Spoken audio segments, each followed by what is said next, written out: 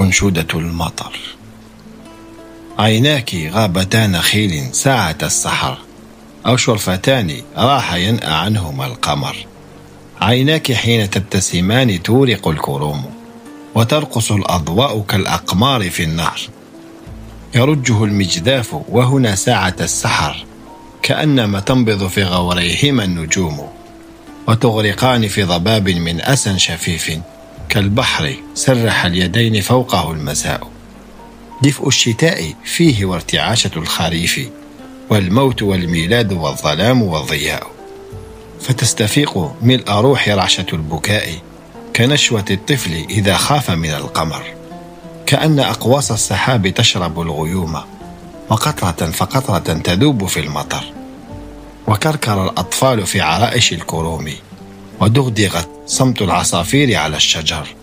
أنشودة المطر.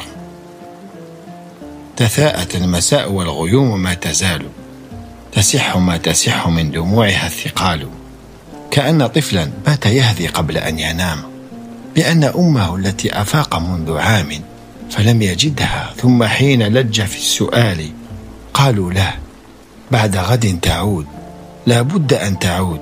وإن تهامست الرفاق أنها هناك في جانب التل تنام نومة اللاحود، تسف من ترابها وتشرب المطر. كأن صيادا حزينا يجمع الشباك وينثر الغناء حيث يأفل القمر. مطر مطر، أتعلمين أي حزن يبعث المطر؟ وكيف تنشج المزاريب إذا انهامر؟ وكيف يشعر الوحيد فيه بالضياع بلا انتهاء، كالدم المراق، كالجياع، كالحب، كالأطفال، كالموتى هو المطر. ومقلتاك بي تطيفان مع المطر، وعبر أمواج الخليج تمسح البروق سواحل العراق بالنجوم والمحار، كأنها تهم بالشروق، فيسحب الليل عليها من دم دثار.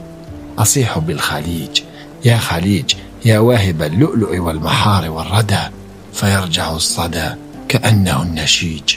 يا خليج يا واهب المحار والردى.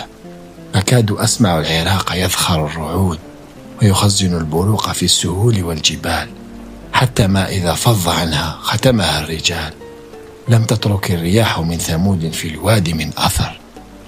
أكاد أسمع النخيل يشرب المطر، وأسمع القرى تئن، والمهاجرون يصارعون بالمجاذيف وبالقلوع عواصف الخليج والرعود، منشدين مطر مطر مطر.